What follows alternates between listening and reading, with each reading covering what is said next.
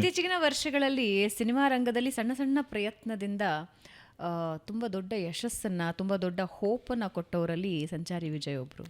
ಅವ್ರ ಜೊತೆ ಒಂದು ಅದ್ಭುತ ಸಿನಿಮಾ ಮಾಡಿದ್ರಿ ನೀವು, ಒಂದು ಅದ್ಭುತ ನಟನೆ ನಿಮ್ಮದು. ಎಂಥ ಅದ್ಭುತ ನಿರ್ದೇಶಕ, ನಟ. ನನಗೆ ಅವನು, ನಾನು ಅವನೆಲ್ಲ ಅವಳು ಹೊರತಾಗಿಯೂ ತುಂಬ ಆತ್ಮೀಯ ಸ್ನೇಹಿತ. ನಾವು ಥಿಯೇಟ್ರೆಲ್ಲ ಒಟ್ಟಿಗೆ ಮಾಡಿದವರು, ನಮ್ಮ ನಾಟಕಕ್ಕೆ ಹಾಡಿದ್ರು, ಜೊತೆಗೆ ಆ್ಯಕ್ಟ್ ಮಾಡಿದ್ವಿ. ಸೊ ಆ ಸಿನಿಮಾನೂ ಮಾಡಿದ್ವಿ. ಆ ಸಿನಿಮಾ ಮಾಡಿದಾಗ ನಮ್ಮ ದ ಹೋಲ್ ಆ ಸಿನಿಮಾ ಶೂಟಿಂಗಿನ ಇದು ಭಾಳ ಅಂದರೆ there was a lot to give and take. ಸಿಕ್ಕಾಪಟ್ಟೆ ನಗ್ತಿದ್ವಿ ನಾವು. ಅಂದರೆ ಏನು ಕಂಡ್ರು ಏನು ಸಿಕ್ಕರು ಗಂಟೆಗಟ್ಟಲೆ ನಗುನೇ ನಿಲ್ತಿರ್ಲಿಲ್ಲ, ಅಷ್ಟು ನಗ್ತಿದ್ವಿ ನಾವು. ಅದು ನಾವು ಒಂದು ಇನ್ನೊಬ್ಬರು ಸ್ನೇಹಿತರ ಮದುವೆಗೆ ಹೋದಾಗಲೂ ಅದು ಮುಂದುವರೆದಿತ್ತು ನಮ್ಮದು. ಆದರೆ we made it very clear, ಯಾಕಂದರೆ ಆ ಪಾತ್ರ ತುಂಬ ಸೂಕ್ಷ್ಮವಾದ ಪಾತ್ರ. ಅದು ಸ್ವಲ್ಪ ಕಡಿಮೆ ಮಾಡಿದ್ರೆ ಏನು ಮಾಡಿದ್ರೆ ತೂಪ್ ನಟ ಅನ್ಸ್ಬಿಡ್ತೀವಿ, ಸ್ವಲ್ಪ ಜಾಸ್ತಿ ಮಾಡಿದ್ರೆ ಅತಿರೇಕ ಆಗಿಬಿಡುತ್ತೆ ಅದು. ಸೊ ಆ ಬ್ಯಾಲೆನ್ಸ್ ಮಾಡ್ಕೊಳ್ಳೋದು ಬಹಳ ಕಷ್ಟ. ಪ್ರತಿ ಹೆಜ್ಜೆಲ್ಲೂ ಅದು ನಾವು ಕಾಶಿಯಸ್ ಆಗಿ ಮಾಡಬೇಕಾದ ಆಗಿತ್ತದು. ಅದಕ್ಕೆ ನಾವು ಒಬ್ರಿಗೊಬ್ರು ಮಾತಾಡ್ಕೊಂಡು, ನಾನೇನಾರ ಹಂಗೆ ತೂಯಾಗಿ ಮಾಡ್ತಿದ್ದೀನಿ ಅಂದರೆ ನೀ ಹೇಳಬೇಕು, ನೀನೇನಾದರೂ ಹಾಗೆ ಮಾಡ್ತಿದ್ದೀಯ ಅಂದರೆ ನಾ ಹೇಳ್ತೀನಿ ಅಂತ. ಸೊ ಆ ಇದರಲ್ಲಿ ನಾವು ಮಾಡಿದ್ವಿ ಆ ಸಿನಿಮಾನ. ಅದು ಎಂಥ ಸಂದೇಶ ಹೊತ್ತು ತಂದ ಸಿನಿಮಾ ಅಂತ ಹೇಳಿದ್ರೆ, ಇವತ್ತಿಗೂ ಅದರ ಅಕ್ಸೆಪ್ಟೆನ್ಸ್ ಬಹಳ ಕಮ್ಮಿ ಇದೆ ಸಮಾಜದಲ್ಲಿ. ಇವತ್ತಿಗೂ ಒಂದು ಅವರ್ಷನ್ ಇದೆ, ಅಂದರೆ ಅಕ್ಸೆಪ್ಟ್ ಮಾಡೋದಕ್ಕೆ ಕಷ್ಟಪಡುವಂತಹ ವಿಷಯದ ಒಂದು ಸಿನಿಮಾ. ಅಂಡ್ ಅದು ಜನರನ್ನು ತಲುಪ್ತು ಅನ್ನೋದು ಇಷ್ಟ ಆಯಿತು. ಅವನು ಇದ್ದಾಗಲೇ ತಲುಪಿದ್ರೆ ಇನ್ನೂ ಚೆನ್ನಾಗಿರೋದು. ಯೂಟ್ಯೂಬ್ನಲ್ಲಿ ವ್ಯೂವರ್ಶಿಪ್ಪು ಅವ್ನು ಹೋದ ಮೇಲೆ ಲಕ್ಷಾಂತರ ಆಗೋಯ್ತು, 4 folds 5 folds ಆಯಿತು. ಅದೇ ಸಿನಿಮಾ ರಿಲೀಸ್ ಆದಾಗ ಜನ ಅಷ್ಟೇನು ನೋಡಲಿಲ್ಲ. ಅಫ್ಕೋರ್ಸ್ ನೋಡಿದವರೆಲ್ಲ ಬಹಳ ಮೆಚ್ಚಿಕೊಂಡ್ರು, ಬಹಳ ಒಪ್ಪಿದ್ರು. ಬಟ್ ಅದಕ್ಕೆ ಸಿಗಬೇಕಾದ ಡ್ಯೂ ಅವನು ಹೋದ ಮೇಲೆ ಸಿಕ್ಕಿತು ಅನ್ನೋದು ಬಹಳ ದುಃಖಕರವಾದ ಸಂಗತಿ. ಎಂಥ ಟ್ರ್ಯಾಜಿಡಿ ಅದು, ತುಂಬ ದೊಡ್ಡ ಟ್ರ್ಯಾಜಿಡಿ. ನೀವು ಅದನ್ನು ಅರಗಿಸ್ಕೊಂಡಿದ್ದು ಹೇಗೆ? ಅಂದರೆ ಇವತ್ತಿದ್ದಾರೆ, ಸಂಜೆ ಯಾರಿಗೋ ಹೆಲ್ಪ್ ಮಾಡೋದಕ್ಕೆ ಹೋಗ್ತಿದ್ದಾರೆ, ನಾಳೆ ಬೆಳಗ್ಗೆ ಇಲ್ಲ, ಅದಂತೂ ಜೊತೆಗೆ ಕೂತು ನಗ್ತಾ ಇದ್ದಿದ್ದ ಸ್ನೇಹಿತ ಏನಿಲ್ಲ. ಬಹುಶಃ ಆದ 10 ದಿನದ ಹಿಂದೆ ಮಾತಾಡಿದ್ದೆ ಅವನ ಹತ್ರ, ಅಷ್ಟೇ 10-15 ದಿನ ಆಗೋಗಿತ್ತು ಅನ್ಸುತ್ತೆ. ನಾವೇನು ತುಂಬ ರೆಗ್ಯುಲರಾಗಿ ಮಾತಾಡ್ಕೊಳ್ಳೋ ಅಷ್ಟು ಕ್ಲೋಸಾಗಿ ಏನು ಇರಲಿಲ್ಲ. ಬಟ್ ವಿ ವುಡ್ ವರ್ಕ್ ಅವ್ನ ಹೊಸ ಸಿನಿಮಾಗಳ ಕತೆ, ಪಾತ್ರದ ಬಗ್ಗೆ ಎಲ್ಲ ಎಕ್ಸೈಟ್ ಆದಾಗ ಫೋನ್ ಮಾಡಿ, ಇದು ಮಾಡ್ತಿದ್ದೀನಿ ಸರ್, ಮಾಡ್ತಿದ್ದೀನಿ ಅಂತ, ಆ ಥರದ ಇದಿತ್ತು. ಬಹುಶಃ ಅದು ನನಗೆ ಈಗನ್ಸುತ್ತೆ ಅಲ್ಲಿಂದ ಶುರುವಾಗಿದ್ದು ನಿಲ್ತಾನೇ ಇಲ್ಲ ಆ ಥರದ ದುರಂತಗಳು ಅಂತ. ಇತ್ತೀಚೆಗೆ ದಿಲೀಪ್ ರಾಜ್ ಆಗಿರ್ಬೋದು, ನಂದೀಶ್ ಅವರಾಗಿರ್ಬೋದು, ಇದೆಲ್ಲವೂ ದೊಡ್ಡ ಆಘಾತಗಳು ಒಂದರ ಮೇಲೊಂದು ಆಗ್ತಾಯಿದೆ. ಸಣ್ಣ ಸಣ್ಣ ವಯಸ್ಸಿನವರು, ಏನೆಲ್ಲ ಮಾಡಬೇಕಾದವರು. ಅಂದರೆ ಯಾವುದೋ ಒಂದು ಕಾಯಿಲೆ ಬಂತು, ಅದರಿಂದಾಗಿ ನಿಧಾನಾಗಿ ಡಿಟೋರಿಯರೇಟ್ ಆಗಿ ಹೋಗ್ಬಿಟ್ರು ಅಂದರೆ ಪ್ರಿಪೇರ್ ಆದರೂ ಆಗಿರ್ತೀವಿ. ಇದೊಂಥರ ಶಾಕ್ ಅನ್ನೋದಕ್ಕಿಂತಲೂ ದೊಡ್ಡದು ಇದು ಯಾವುದಾದ್ರು. ಇವತ್ತು ಸಂಜೆ ನನಗೆ ಯಶವಂತ್ ಸರದೇಶ್ ಪಾಂಡೆ ನನ್ನ ಜೊತೆಗೆ ಬಹಳ ಅಸೋಸಿಯೇಟ್ ಆಗಿದ್ವಿ ಅವ್ನು ಹೋಗೋ ಟೈಮ್ನಲ್ಲಂತೂ. ಇವತ್ತು ಶೋ ಮಾಡಿದ್ದೀವಿ, ಮಾರನೇ ದಿವಸ ಮಧ್ಯಾಹ್ನದವರೆಗೂ ಇದ್ದೀವಿ. ಬೆಳಗ್ಗೆ 9 ಗಂಟೆ ಹೊತ್ತಿಗಿಲ್ಲ, ಅವನು 10 ಗಂಟೆ ಹೊತ್ತಿಗಿಲ್ಲ. ನಿನ್ನೆ ಮಧ್ಯಾಹ್ನ ಒಟ್ಟಿಗೆ ಊಟ ಮಾಡಿ ಇಬ್ಬರು ಪಾರ್ಟ್ ಆಗಿದ್ದೀವಿ. ನಾನಿಲ್ಲೇ ಧಾರವಾಡದಲ್ಲಿದ್ದೆ, ಅವ್ರು ಹುಬ್ಳಿಗೆ ಹೋಗ್ಬೇಕಿತ್ತು, ಹುಬ್ಳಿಯಿಂದ ಬೆಂಗಳೂರಿಗೆ ಬರಬೇಕಿತ್ತು.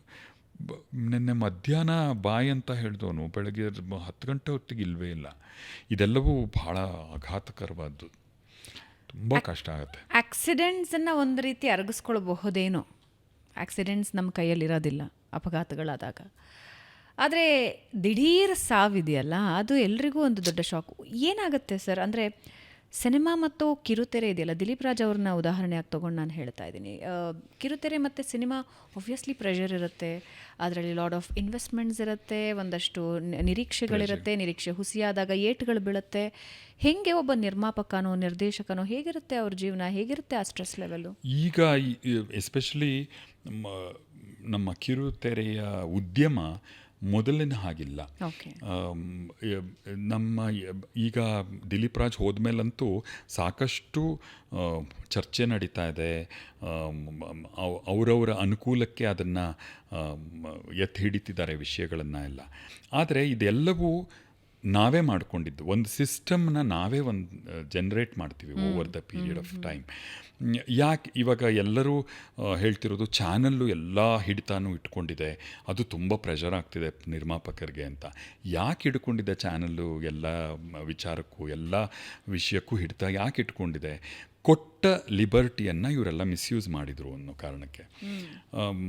ನಿರ್ಮಾಪಕರೆಲ್ಲ ಹೆಚ್ಚಿನ ಲಾಭ ಬಂದುಬಿಡಬೇಕು, ಹೆಚ್ಚು ದುಡ್ಡು ಬಾಚ್ಕೊಂಬಿಡ್ಬೇಕು ಇದ್ದಾಗ ಅನ್ನೋ ಕಾರಣಕ್ಕೆ ಸಬ್ ಸ್ಟ್ಯಾಂಡರ್ಡ್ ಶೂಟಿಂಗ್ ಮಾಡೋದು, ಸಬ್ ಸ್ಟ್ಯಾಂಡರ್ಡ್ ಆಗಿ ಡೆಲಿವರ್ ಮಾಡೋದು ಪ್ರಾಡಕ್ಟ್ಗಳನ್ನು, ಈ ಥರದ್ದನ್ನೆಲ್ಲ ಮಾಡಿದಾಗ ಚಾನಲ್ನವರು ಹಿಡಿತಕ್ಕೆ ತೊಗೊಂಡ್ರು ಎಲ್ಲನೂ.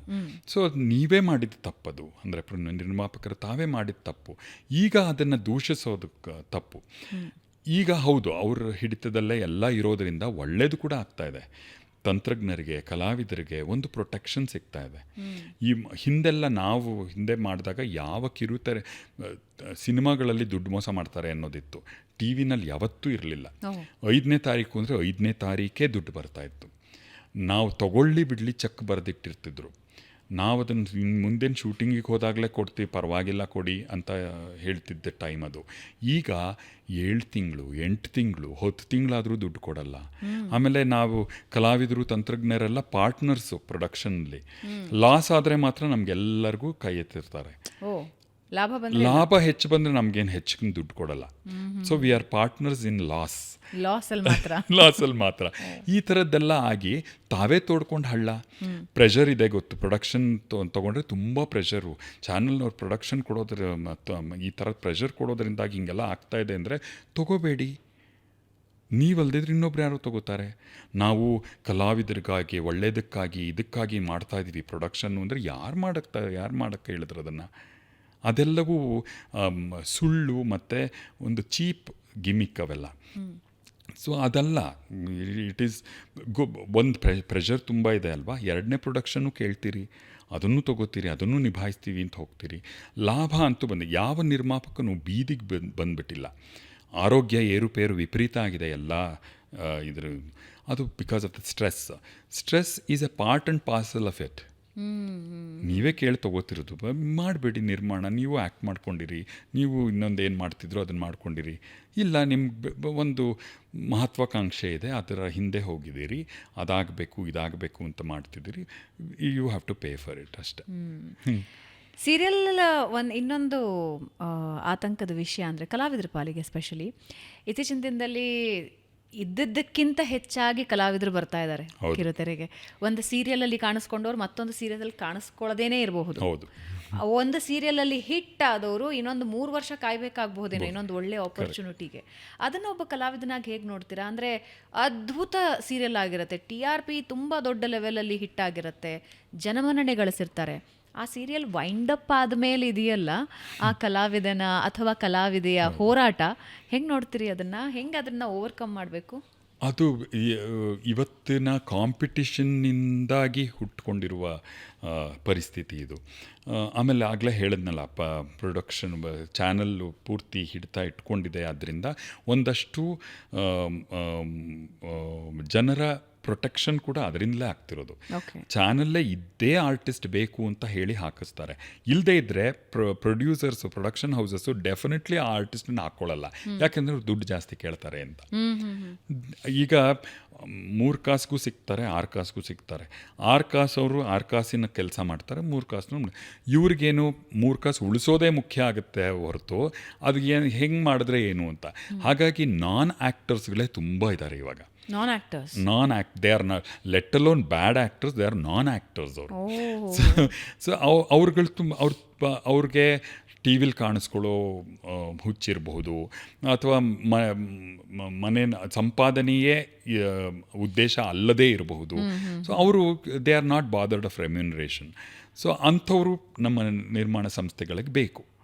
ಅವ್ರನ್ನ ಹಾಕೋತಾರೆ. ಯಾಕಂದ್ರೆ ದುಡ್ಡು ಕೇಳಲ್ವಲ್ಲ ಅವರು ಕ್ವಾರ್ಟರ್ ಕೊಡ್ಬೋದು, ವರ್ಷ ಬಿಟ್ಟು ಕೊಡ್ಬೋದು, 8 ತಿಂಗಳು ಬಿಟ್ಟು ಕೊಡ್ಬೋದು, ಒಂದು ಅರ್ಧ ಕೊಟ್ಟು ಸಮಾಧಾನ ಮಾಡ್ಬೋದು, ಈ ಥರದ್ದೆಲ್ಲ ಮಾಡ್ತಾರಲ್ಲ. ಸೊ ಅಂಥವ್ರಿಗೆ ಅದೇ ಅವ್ರುಗಳೆಲ್ಲ ಫಿಕ್ಸ್ ಆಗಿಬಿಟ್ಟಿರ್ತಾರೆ. ಸೊ ಅವರನ್ನೇ ಪುಷ್ ಮಾಡ್ತಿರ್ತಾರೆ, ನಾವು ಇವ್ರನ್ನ ಹಾಕೋತೀವಿ, ಚಾನಲ್ನವ್ರು ಇಲ್ಲ ನಮ್ಗೆ ಇದೇ ಬೆಟರ್ ಆರ್ಟಿಸ್ಟು ಅಥವಾ ಫೇಮಸ್ ಆರ್ಟಿಸ್ಟು ಅಂಥವರೇ ಬೇಕು ಅಂತ ಹೇಳಿ ಹಾಕ್ಕೊಂಡಿದ್ದಿದೆ. ಹೌದು, ನೀವು ಹೇಳಿದಾಗೆ ನಾವು ಒಂದು ಕೆಲಸ ಮಾಡಿದ್ಮೇಲೆ, ಒಂದು ಪ್ರಾಜೆಕ್ಟ್ ಮುಗಿದ ಮೇಲೆ ಕಾಯಬೇಕಾಗತ್ತೆ. ಆ ಟೈಮಿನ ನಿರುದ್ಯೋಗ ಯಾವತ್ತಿಗೂ ಆರ್ಟಿಸ್ಟ್ಗಳಿಗೆ ಯಾವತ್ತಿಗೂ ನಾಳೆ ಅನ್ನೋದು ಕ್ವೆಶ್ಚನ್ ಮಾರ್ಕೆ, ಯಾವತ್ತಿಗೂ ಅದು ಇದ್ದದ್ದೇ. ಆ ಕ್ವೆಶ್ಚನ್ ಮಾರ್ಕಿಗಾಗಿ ನಾವು ಒಂದಷ್ಟು ಬುದ್ಧಿವಂತಿಕೆಯಿಂದ ಸೇವ್ ಮಾಡ್ಕೋಬೇಕಾಗತ್ತೆ. ನನಗೆ ಯಾವಾಗಲೂ ಒಂದು ಕಂಪ್ಲೇಂಟ್ ಇದ್ದೇ ಇದೆ, ಕಲಾವಿದರು ಕಾಯಿಲೆ ಬಿದ್ದ ಕೂಡಲೇ ಸರ್ಕಾರ ಕೊಡಬೇಕು, ಕಲಾವಿದರ ಬಳಗಗಳಿಂದ ದುಡ್ಡು ಇದಾಗಬೇಕು ಅಂತೆಲ್ಲ ನಾವು ಅನ್ಕೋತೀವಿ. ಅವ್ರಿಗೂ ಒಂದು ಉಚ್ಛ್ರಾಯ ಸ್ಥಿತಿ ಇರುತ್ತೆ, ಚೆನ್ನಾಗಿ ಸಂಪಾದನೆ ಇದೆಲ್ಲೂ. ಆ ಹೊತ್ತಲ್ಲಿ ಏನೂ ಉಳಿಸ್ಕೊಳ್ಳದೆ, ಅಂದರೆ ಎಲ್ಲವನ್ನು ಲ್ಯಾವಿಶಾಗಿ ಖರ್ಚು ಮಾಡಿಕೊಂಡು ನಮ್ಮ ಲೈಫ್ ಸ್ಟೈಲೇ ಇದು ಅಂದ್ಕೊಂಡು ಆಮೇಲೆ ದೂಷಿಸೋದು ಎಷ್ಟರ ಮಟ್ಟಿಗೆ ಸರಿ? ಸರ್ಕಾರ ಮಾಡಲಿ ಅನ್ನೋದು. ಅಂದರೆ ಕಲಾವಿದರಿಗೆ ಯಾವತ್ತಿಗೂ ಅನಂತನಾಗ್ ಸರ್ ಯಾವಾಗಲೂ ಅದನ್ನು ಹೇಳೋರು, ನೀವು ಕಲಾ ಸೇವೆ ಮಾಡ್ತಿದ್ದೀರಾ ಅಂದರೆ ಬೈತಾರವರು. ಏನು ಸೇವೆ ರೀ, ನಾನು ಮಾಡಿದ ಕೆಲಸಕ್ಕೆ ದುಡ್ಡು ತೊಗೋತಾ ಇದ್ದೀನಿ, ಸೇವೆನೂ ಇಲ್ಲ ಬಾವೇನೂ ಇಲ್ಲ ಅಂತ. ಕರೆಕ್ಟ್ ಅದು. ಯಾವ ಸೇವೆ? ನಾನು ಕಲಾವಿದ ಆಗಬೇಕು ಅನ್ನೋದು ನನ್ನ ಆಯ್ಕೆ, ಮಾಡ್ತಾಯಿದ್ದೀನಿ. ನಾನು ಏನು ಮಾಡ್ತಾಯಿದ್ದೀನೋ ಅದಕ್ಕೆ ದುಡ್ಡು ತೊಗೋತಾ ಇದ್ದೀನಿ. ನನಗೆ ಇದನ್ನು ಯಾಕೆ ಇವಾಗ ನಾನು ಕಾಲೇಜ್ ಕೆಲಸವನ್ನು ಬಿಟ್ಟು ಕಲಾವಿದನಾಗಿದ್ದೀನಿ ಯಾಕೆ ಅಂದರೆ ಸಂಪಾದನೆ ಇದರಲ್ಲಿ ಹೆಚ್ಚಿದೆ ಅಂತ. ಸೊ ಹೆಚ್ಚು ಸಂಪಾದನೆ ಯಾಕೆ ಬರ್ತಾ ಇದೆ? Because of the uncertainty. ನಾಳೆ ಏನೂ ಗೊತ್ತಿಲ್ಲ, ಅದಕ್ಕೆ ಇವತ್ತು ಹೆಚ್ಚು ಕೇಳ್ಬೋದು ನಾನು ಅಂತ. ಅದನ್ನು ನಾಳೆಯ ಅನ್ಸರ್ಟನ್ಟಿಗಾಗಿ ಎತ್ತಿಟ್ಕೊಳ್ಳೋದು ನನ್ನ ಬಾಧ್ಯತೆ. ನಮ್ಮ ಜೀವನ ಹೇಗೆ ನಡೆಸ್ಕೋಬೇಕು ಅನ್ನೋದು ನಮಗೆ ಗೊತ್ತಿರಬೇಕು. ಓಕೆ, ಅಂತಿಮವಾಗಿ ನಾನು ಕೇಳೋ ಪ್ರಶ್ನೆ, ರಂಗಭೂಮಿಗೆ ಹೋಗಬೇಕು ಅಂತ ಬಹಳಷ್ಟು ಜನ ಅಂದುಕೊಂಡಿರ್ತಾರೆ. ತಂದೆ ತಾಯಿ ಇವತ್ತಿಗೂ ಕೇಳ್ತಾರೆ, ಅದರಲ್ಲಿ ಭವಿಷ್ಯ ಇದೆಯಾ ಅಂತ. ಈಗ ಇದೆ, ಒಂದು ಮಟ್ಟಕ್ಕಿದೆ. ಯಾಕೆಂದರೆ theatre is a part of education. ಅದನ್ನು ಅರ್ಥ ಮಾಡ್ಕೊಂಡಿದ್ದಾರೆ, ಅದನ್ನು ಅಳವಡಿಸ್ತಾ ಇದ್ದಾರೆ. ಸೊ ಪ್ರತಿ ಸ್ಕೂಲ್ನಲ್ಲೂ ಥಿಯೇಟರ್ ಟೀಚರ್ ಬೇಕು. ಎಸ್ಪೆಷಲಿ ಇಂಟರ್ನ್ಯಾಷನಲ್ ಸ್ಕೂಲ್ಸಲ್ಲಂತೂ theatre teachers are paid well. ಬೇರೆ ಸಬ್ಜೆಕ್ಟ್ ಟೀಚರ್ಗಳಷ್ಟೇ ದುಡ್ಡನ್ನು ಕೊಡ್ತಾರೆ. ಆ್ಯಂಡ್ ಫ್ರೀಲಾನ್ಸ್ ಮಾಡ್ಬೋದು, ನೀವೇನೆಲ್ಲ ಮಾಡ್ಬೋದು. ಥಿಯೇಟರ್ನಿಂದಾಗಿ ಈಗ ಒಂದಷ್ಟು ಜನ, and they are very smart. ಇವಾಗಿನ ಸಂತತಿ ಜನ್ರೇಷನ್ ಅವರು ತುಂಬ ಸ್ಮಾರ್ಟ್ ಕೂಡ ಇದ್ದಾರೆ. ಅವರು ಥಿಯೇಟ್ರನ್ನ ಪ್ರೊಫೆಷನ್ನಾಗಿ ತೊಗೋತಾ ಇದ್ದಾರೆ ಆ್ಯಂಡ್ ಅದನ್ನು ಬಹಳ ಸಮರ್ಥವಾಗಿ ನಿಭಾಯಿಸ್ತಾ ಇದ್ದಾರೆ. ಫ್ರೀಲಾನ್ಸ್ ಟೀಚಿಂಗ್ ಮಾಡ್ತಾರೆ, ಕೋಚಿಂಗ್ಗಳಿಗೆ ಮಾಡ್ತಾರೆ, ಎಲ್ಲೆಲ್ಲೂ ಆ್ಯಕ್ಟಿಂಗ್ ಸ್ಕೂಲ್ಸು ಆ ಥರದ್ದೆಲ್ಲ. ಸಾಫ್ಟ್ ಸ್ಕಿಲ್ಸ್ ವಿತ್ ಥಿಯೇಟರ್ ಅಂತ ಹೇಳಿ ಅದನ್ನೊಂದಷ್ಟು ಮಾಡ್ತಾರೆ. ಸೊ ಬೇರೆ ಬೇರೆ ಅವೆನ್ಯೂಸ್ ಇದೆ ಇಲ್ಲಿ ಮಾಡಲಿಕ್ಕೆ. ಸೊ ಅದನ್ನೆಲ್ಲ ಎಕ್ಸ್ಪ್ಲೋರ್ ಮಾಡ್ತಾ ಇದ್ದಾರೆ. ಕಿರುತೆರೆ ಮತ್ತು ಹಿರಿತೆರೆಯಲ್ಲಿ ಎಷ್ಟು ಜನರಿಗೆ ಅವಕಾಶ ಸಿಗುತ್ತೋ ಅದರ ಹಿಂದೆಗಡೆ ಸಾಗರದಷ್ಟು ಜನ ನಿಂತು ಕಾಯ್ತಾ ಇರ್ತಾರೆ. ಅವರಿಗೆ ಅವಕಾಶಗಳಿರುತ್ತಾ? ಭವಿಷ್ಯ ಚೆನ್ನಾಗಿರುತ್ತಾ? ಕಿರುತೆರೆ ಮತ್ತು ಹಿರಿತೆರೆ ನಾನು ಚೂಸ್ ಮಾಡ್ತಿದ್ದೀನಿ ನನ್ನ ಜೀವನಕ್ಕೆ ಅಂತಂದರೆ ಮನಸ್ಸಿನಲ್ಲಿ ಏನಿರಬೇಕು? ನಾನು ಯಾವಾಗಲೂ ನನ್ನ ಟೀಚಿಂಗ್ ಕರಿಯರ್ನಲ್ಲಿದ್ದಾಗ ನಾನು ಥಿಯೇಟರ್ ಕ್ಲಬ್, ನಮ್ಮ ಕಾಲೇಜಿನ ಥಿಯೇಟರ್ ಆ್ಯಕ್ಟಿವಿಟೀಸ್ನ ನಾನು ಹೆಡ್ ಮಾಡ್ತಾಯಿದ್ದೆ, ಇನ್ಚಾರ್ಜ್ ಇರ್ತಾಯಿದ್ದೆ. ಸೊ ಯಾವಾಗಲೂ ನಿರ್ದೇಶಕರು ಇವರೆಲ್ಲ ನನಗೆ ಫೋನ್ ಮಾಡ್ತಾಯಿದ್ರು, ಯಾರಾದರೂ ನಿಮ್ಮ ಕಾಲೇಜಲ್ಲಿ ಒಳ್ಳೆ ಆರ್ಟಿಸ್ಟ್ ಇದ್ದರೆ ಕಳಿಸು ಟೆಲಿವಿಷನ್ಗೆ ಅಂತೆಲ್ಲ. ನಾನು ಹೆಣ್ಮಕ್ಳನ್ನ ಆರಾಮಾಗಿ ಕಳಿಸ್ಬಿಡ್ತಿದ್ದೆ, ಗಂಡು ಮಕ್ಳನ್ನ ಕಳಿಸ್ತಿರಲಿಲ್ಲ.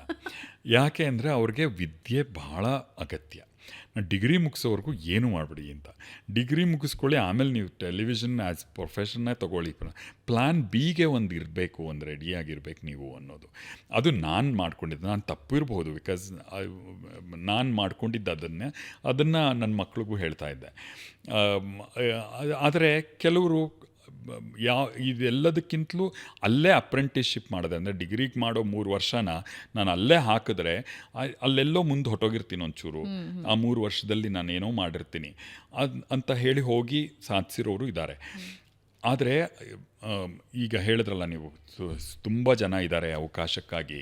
ಅವಕಾಶಗಳು ಅಷ್ಟಿದೆಯಾ ಅನ್ನೋದು ಇರಲ್ಲ. ಯಾವಾಗಲೂ supply is more than the demand. ಪ್ರತಿ ಎಂಪ್ಲಾಯ್ಮೆಂಟ್ ಫೀಲ್ಡ್ಗಳಲ್ಲೂ ಹಾಗೇ ಇದೆ. ಸೊ ಆ ಸಪ್ಲೈ ಎಷ್ಟಾಗೋಗಿದೆ ಈಗ ಅಂತಂದರೆ, ಕ್ಲಾರಿಟಿ ಇಲ್ಲದ ಸಪ್ಲೈ ಆಗ್ತಾಯಿದೆ. ಈಗ ನೀವು ಹೇಳಿದ್ರಲ್ಲ ಇಷ್ಟು ಜನ ನಾವು ಆ್ಯಕ್ಟ್ರ್ ಆಗಬೇಕು ಅಂತ ಬಂದಿದ್ದೀವಿ ಅಂತ, ಯಾಕೆ ಆ್ಯಕ್ಟ್ರ್ ಆಗಬೇಕು ಅಥವಾ ಯಾಕೆ ಇದೇ ಫೀಲ್ಡನ್ನ ಚೂಸ್ ಮಾಡ್ಕೋಬೇಕು ಅನ್ನೋದರ ಉತ್ತರ ಅವ್ರದ್ದು ಏನಿರುತ್ತಲ್ಲ ಅದು ಅವ್ರನ್ನ ಈ ಫೀಲ್ಡಲ್ಲಿ ಇರಕ್ಕೆ ಬಿಡುತ್ತೆ ಅಥವಾ ಉಳಿಸ್ಕೊಳ್ಳುತ್ತೆ, ಕಾಪಾಡ್ಕೊಳ್ಳುತ್ತೆ. ಸೊ ಅದನ್ನು ಅವ್ರು ಕ್ಲಾರಿಟಿ ಇಟ್ಕೋಬೇಕು. ನಾನು ಫೇಮ್ಗಾಗಿ ಮನಿಗಾಗಿ ಮಾಡ್ತೀನಿ, ನಾನು ಚೆನ್ನಾಗಿದ್ದೀನಿ ಅದಕ್ಕೆ ಆ್ಯಕ್ಟ್ರ್ ಆಗ್ತೀನಿ, ಬೇಕಿಲ್ಲ. ಶಾರುಖ್ ಖಾನ್, ಅಮಿತಾಬ್ ಬಚ್ಚನ್ ತುಂಬ ಏನು ಚೆನ್ನಾಗಿಲ್ಲ, ಅವರು ಆ್ಯಕ್ಟ್ರಸ್ ಆದರು. ಚೆನ್ನಾಗಿದ್ದೀನಿ ಅದಕ್ಕೆ. ತಂದೆ ತಾಯಿಗಳದ್ದು ಅದೇ. ನಾನು ಎಷ್ಟೋ ಪೇರೆಂಟ್ಸ್ಗಳಿಗೆ ಕಾಲೇಜಲ್ಲಿ ಬೈದು ಕಳಿಸಿದ್ದೀನಿ, ಸರ್ ಏನೂ ಓದಲ್ಲ ಸರ್, ಚೆನ್ನಾಗಿದ್ದಾನೆ ಟಿ ವಿಗೆ ಹಾಕ್ಕೊಂಬಿಡಿ ಅಂತ. ಏನು ಹಂಗಂದರೆ ಟಿ ವಿಗೆ ಹಾಕ್ಕೊಳ್ಳೋಕೆ ಚೆನ್ನಾಗಿರೋದು ಒಂದು ಕ್ರೈಟೀರಿಯಾನೇ ಅಲ್ಲ. ಆ್ಯಕ್ಟಿಂಗ್ ಮಾಡೋದಕ್ಕೆ ಏನೂ ಓದಲ್ಲ ಸರ್, ಆ್ಯಕ್ಟಿಂಗ್ ಹಾಕ್ಕೊಂಬಿಡಿ, ಬುದ್ಧಿವಂತ ಅಲ್ಲ ಅಂದ್ರೇನು? ಬುದ್ಧಿ ಇಲ್ಲದವರು ಆ್ಯಕ್ಟರ್ಸ್ ಅಲ್ಲ. ಆ್ಯಕ್ಟಿಂಗಿಗೆ ಬುದ್ಧಿ ಮತ್ತು ಇನ್ನೂ ಹೆಚ್ಚಾಗಿರಬೇಕು. ಇನ್ನೊಂದು ಪಾತ್ರವನ್ನು, ಇನ್ನೊಂದು ವ್ಯಕ್ತಿಯನ್ನು ಅರ್ಥ ಮಾಡಿಕೊಂಡು ಅದರ ಥರ ಆ್ಯಕ್ಟ್ ಮಾಡೋದಕ್ಕೆ ಇನ್ನೂ ಹೆಚ್ಚಿನ ಬುದ್ಧಿವಂತಿಕೆ ಬೇಕು. ಆಮೇಲೆ ಆ್ಯಕ್ಟಿಂಗ್ ಅನ್ನೋದನ್ನು ಈಸಿ ಅಂದ್ಕೊಂಡಿರೋರೆ 80% ಅಷ್ಟು ಜನ ನಿಜವಾಗೂ. ಯಾಕೆಂದರೆ ಈ ಆಡಿಷನ್ಗೆ ಬರೋರನ್ನ ನೋಡ್ತೀವಲ್ಲ, ಅವ್ರು ಎಲ್ಲರೂ ಆ್ಯಕ್ಟಿಂಗ್ ತುಂಬ ಸುಲಭ ಅಂತ. ಏನು ಅಮ್ಮನ ರೋಲ್ ಮಾಡಿದ್ರೆ ಬಾರೋ ಕಾಫಿ ಕುಟ್ಕೊಂಡು ಹೋಗೋ, ಅಪ್ಪ ಆದರೆ ನೀನು ಯಾವತ್ತು ಕಲಿತೀಯಾ, ಯಾವತ್ತು ಜವಾಬ್ದಾರಿ ಬರುತ್ತೆ ನಿನಗೆ, ಈ ಥರ ಡೈಲಾಗ್ ತಾನೆ. ಅದು ನಮ್ಮಪ್ಪ ಯಾವಾಗಲೂ ಹೇಳ್ತಿರ್ತಾರೆ, ನಮ್ಮಮ್ಮ ಯಾವಾಗಲೂ ಹೇಳ್ತಿರ್ತಾರೆ, ಅದನ್ನು ಹೇಳಿದ್ರೆ ಆಯಿತು ಅಂತ. ಒಂದು ಕ್ಯಾಮ್ರಾ ಆನ್ ಆದಾಗ ಅದೇ ಪದಗಳನ್ನು ಹೇಳ್ಕೋತಾ ಅದನ್ನೆಲ್ಲ ಅಲ್ಲಿರುವ ಲೈಟು ತಗೊಳ್ತಾ ಅದು ಸಾಕಷ್ಟು ಟೆಕ್ನಿಕಲ್, ಇದೆಲ್ಲದರ ಮಧ್ಯೆ ಆ ಮಾತು ಹೇಳೋದಕ್ಕೆ ಒಂದು ಎಕ್ಸ್ಟ್ರಾ ಟ್ಯಾಲೆಂಟ್ ಬೇಕು. ಸೊ ಅದನ್ನೇ ಪ್ರತಿಭೆ ಅಂದರೆ ಆ್ಯಕ್ಟರ್ ಆಗೋಕ್ಕೆ ಸಾಧ್ಯ ಆಗಿರೋರು. ಸೊ ಅದು ಯಾವುದು ತಯಾರಿ ಮತ್ತು ಏನು ಬೇಕು ಆ ಒಂದು ಫೀಲ್ಡ್ಗೆ ಅನ್ನುವ ಅರಿವೇ ಇಲ್ಲದೆ ನಾನು ಆ್ಯಕ್ಟರ್ ಆಗಬೇಕು ಅಂದ್ಕೊಂಡಿರೋರೇ ಮುಕ್ಕಾಲು ಭಾಗ. ಸೊ ಅವರು ಅದರ ಕ್ಲಾರಿಟಿ ಇಲ್ಲದೆ they can never come, they can never stay. ಯಾರು ಟ್ಯಾಲೆಂಟೆಡ್ ಇದ್ದಾರೋ ಅವರಿಗೆ ಅವಕಾಶ ಖಂಡಿತ ಸಿಗುತ್ತೆ. ದಿಗ್ಗಜ ನಟರ ಜೊತೆ ನೀವು ಅಭಿನಯಿಸಿದ್ರೆ ಹಲವಾರು ಸಿನಿಮಾಗಳು.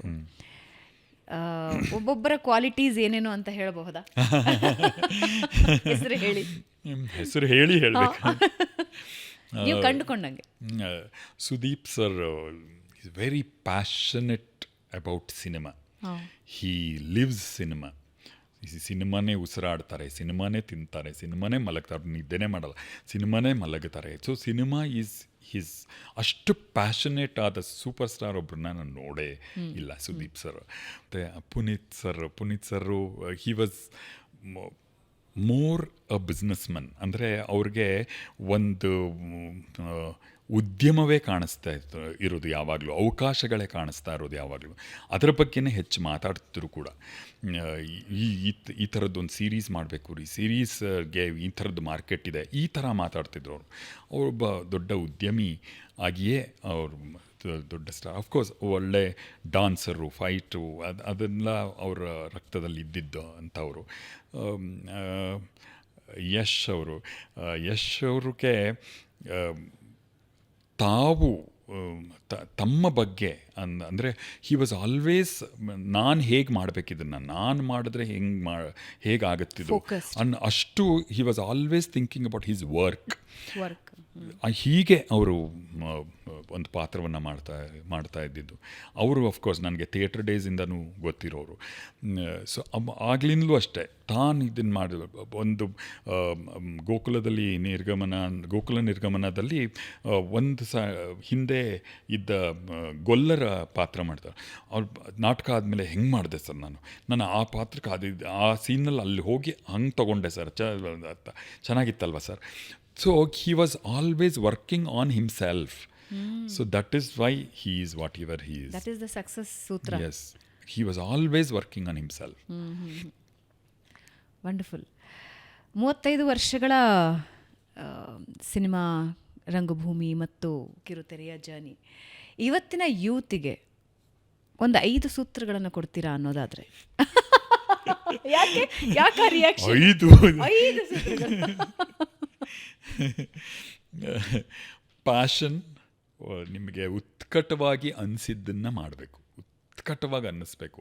ಅದು ಯಾರ್ದೋ ಇನ್ಫ್ಲೂಯೆನ್ಸಿಂದ, ಯಾವುದೋ ಬೇರೆ ಹೊರಗಿನ ಕಾರಣಗಳಿಗಾಗಿ, ಅಂದರೆ ನಾನು ಆಗಲೇ ಹೇಳಿದ್ನಲ್ಲ, ಸಕ್ಸಸ್ಫುಲ್ ಕೆರಿಯರ್ ಕೊಡುತ್ತೆ, ಫೇಮ್ ಕೊಡುತ್ತೆ, ಈ ಥರದ್ದೆಲ್ಲವನ್ನು ಬಿಟ್ಟು ನಮಗೆ ಅನ್ನಿಸುವ ಉತ್ಕಟತೆ ಒಂದಿರುತ್ತೆ.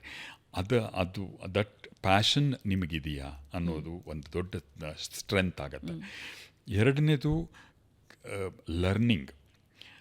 ಆ ಫೀಲ್ಡ್ಗೆ ನಾವು ಏನೇ ಮಾಡ್ಬೋದು. ನಾಳೆ ನಾನು ಟೈಲರ್ ಆಗ್ಬೋದು. ಆ ಫೀಲ್ಡ್ಗೆ ಏನೇನು ಅಗತ್ಯ ಇದೆ ಅಂದರೆ ಯಾವ್ಯಾವ ಪ್ರಿಪರೇಷನ್ ಮಾಡ್ಕೋಬೇಕಾಗತ್ತೆ ನಾನು ಒಂದು. So it is not a easy thing to sit on a tailoring machine. ಆ ಮೆಷಿನನ್ನು ಕಂಟ್ರೋಲಿಗೆ ತಗೊಳ್ಳೋದಕ್ಕೆ ಏನೇನು ಮಾಡಬೇಕು ಅದೆಲ್ಲವೂ ತಯಾರಿ. ಸೊ ಆ ತಯಾರಿಯನ್ನು, ಪೂರ್ವ ತಯಾರಿಯನ್ನು ಮಾಡಿಕೊಳ್ಳೇಬೇಕು. ಆ ಪ್ರಿಪರೇಷನ್ ಎಷ್ಟು ಚೆನ್ನಾಗಾಗುತ್ತೋ ಆಮೇಲೆ you will perform that much better. So ಆ ಪೂರ್ವ ತಯಾರಿ, ಪ್ಯಾಷನ್, ಪೂರ್ವ ತಯಾರಿ ಎರಡಾಯ್ತು, ಇನ್ನು ಮೂರಿದೆ. ಎಲ್ಲದ್ರ ಬಗ್ಗೆನೂ ಹೇಳ್ಬೋದು, ಓನ್ಲಿ ಕರಿಯರ್ ಬಗ್ಗೆ ಅಂತಲ್ಲ, how to lead a life ಅದ್ರ ಬಗ್ಗೆ, ಇಡೀ ಜೀವನದ ಬಗ್ಗೆ ಒಂದು ಜಾಸ್ತಿ ಡಿಫಿಕಲ್ಟ್ ಆಯ್ತು ಕೂತ್ಕೋಬೇಕಾದ್ ನಾನು. ಲೈಫ್ ಬಗ್ಗೆ ಎಲ್ಲ ಹೇಳುವಷ್ಟು ನಾನು ತಿಳ್ಕೊಂಡು ಇಲ್ಲ. ನನಗೆ ನಿಮ್ಮ ಸೂತ್ರಗಳು ನೀವು ಅಳವಡಿಸ್ಕೊಂಡಿರೋದು, ವರ್ಕ್ ಆಗಿರೋದು, ನನ್ನ ಮಟ್ಟಿಗೆ ನನಗೆ ಮೈ ವರ್ಕ್, ಮೈ ರಿಲೇಷನ್ಸ್, ಯಾವಾಗಲೂ ನನಗೆ ಫಸ್ಟ್ ವರ್ಕ್ ಬರುತ್ತೆ, ಆಮೇಲೆ ನನ್ನ ರಿಲೇಷನ್ಸು, ನನ್ನ ಫ್ಯಾಮಿಲಿ, ನನ್ನ ಮಕ್ಕಳು, ನನಗೆ ಆತ್ಮೀಯರಾದವರು, ಇವರು they are always in the priority. ಆ ರಿಲೇಷನ್ಸು. ಮೂರನೇದಾಗಿ ಏನನ್ನಾದರೂ ಒಂದು ಗುರಿ ಅಂದರೆ ಶಾರ್ಟ್ ಟರ್ಮ್. ನನಗೆ ತುಂಬ ಆ್ಯಂಬಿಷಿಯಸ್ ಅಲ್ಲ ನಾನು. ಸೊ ಶಾರ್ಟ್ ಟರ್ಮ್ ನನಗೂ ಈ ವರ್ಷ ಇದನ್ನು ನೋಡಬೇಕು, ಇಂಥ ಜಾಗಕ್ಕೆ ಹೋಗಿ ಬರಬೇಕು, ಇಂಥ ಒಂದು ಗಾಡಿ ಒಂದು ತೊಗೋಬೇಕು, ಇಂಥದ್ದೊಂದು ಮಾಡ್ಕೋಬೇಕು, ಇಟ್ಕೋಬೇಕು. ಈ ಗುರಿ ಅದನ್ನು ಡಿಫೈನ್ ಮಾಡಿಕೊಂಡು ಹೋಗುವಂಥದ್ದು. Third thing is, I think is very important that we define our goals. ಆ ಗೋಲು ದೊಡ್ಡದಾಗಿ ಆಮೇಲೆ ಬ್ರೇಕ್ ಮಾಡ್ಕೋತೀವೋ ಅಥವಾ ಸಣ್ಣದೇ ಮಾಡ್ಕೊಂಡು ಹೋಗ್ತೀವೋ, ಇಟ್ಸ್ ಅಪ್ ಟು ಅಸ್. ಮತ್ತು ನಮಗೇನು ಖುಷಿ ಮತ್ತು ನೆಮ್ಮದಿ, ಸಮಾಧಾನ ಕೊಡುತ್ತೋ ಅದನ್ನಷ್ಟೇ ಮಾಡ್ಕೊಂಡಿದ್ದು ಬಿಡಬೇಕು. ನಾಟ್ ಬಿಕಾಸ್ ಏನೋ ಪ್ರೆಷರ್ ಇದೆ ಅನ್ನೋ ಕಾರಣಕ್ಕೆ ಇನ್ನೇನೋ ದೊಡ್ಡದನ್ನ ನೀವಿಬ್ಬರು ಫೀಲ್ಡಲ್ಲಿದ್ದೀರಾ, ಪ್ರೊಡ್ಯೂಸರ್ ಆಗಿಬಿಡ್ರಿ, ಪ್ರೊಡಕ್ಷನ್ ತೊಗೊಳ್ರಿ. ಬಹುಶಃ ಹೋಗಿ ಕೇಳಿದ್ರೆ ನನಗೆ ಗೊತ್ತು ಆ ಕೆಪಬಿಲಿಟೀಸ್ ಎಲ್ಲ ಇಲ್ಲ ಅಂತ. ಯಾರೋ ಹಂಗೆ ಹೇಳಿದ್ರು ಅನ್ನೋ ಕಾರಣಕ್ಕೆ ಹೋಗಿ ನಾನು ಪ್ರೊಡ್ಯೂಸರ್ ಆಗ್ತೀನಿ, ನನಗೂ ಪ್ರಾಜೆಕ್ಟ್ ಕೊಡಿ ಅಂತ ತೊಗೊಂಡಿದ್ರೆ I would have been a very bad producer, bad production house. So ನನಗೇನು ಬರುತ್ತೋ ಅದನ್ನು ಅಚ್ಚುಕಟ್ಟಾಗಿ ಮಾಡಿಕೊಂಡು ಇರಬೇಕು ಅನ್ನೋದು ನನ್ನದು. ಆಮೇಲೆ ಸಿಂಪಲ್ ಮಾಡ್ಕೋಬೇಕು ಲೈಫ್ನ. We have to make things very very simple. ಯಾಕಂದರೆ ಇಟ್ ಈಸ್ ಸಿಂಪಲ್. ನಾವು ಅದರ ಏನೋ ಸ್ತರದಲ್ಲಿ ಇವನೇನು ಅನ್ಕೋಬೋದು ನನ್ನ ಬಗ್ಗೆ, ಇವನು ಹಿಂಗೆ ಹೇಳಿಬಿಟ್ಟ, ಇದರ ಹಿಂದೆ ಈ ಅರ್ಥ ಇರ್ಬೋದು, ಅದೆಲ್ಲ ಬಿಟ್ಟು ಅವನು ಏನಾರ ಅಂದ್ಕೊಳ್ಳಿ, ಏನಾರ ಮಾಡ್ಕೊಳ್ಳಿ. ನನಗೆ ಅನಿಸಿದ್ದು ಇಷ್ಟು ಅದ್ರ ಹಿಂದೆ ಮುಂದೆ ಎಲ್ಲ ಒಂದು ಪ್ಯಾಕೇಜು ಎಲ್ಲ ಇಲ್ಲದೆ ಸರಳವಾಗಿ ಬದುಕಿಬಿಡಬೇಕು. ಮತ್ತು ಯಾವಾಗಲೂ ಖುಷಿಯಾದದ್ದನ್ನೇ ಮಾಡ್ತಾ ಇರಬೇಕು ಅನ್ನೋದು ನನ್ನ ಲೈಫ್. Wonderful Sundar sir.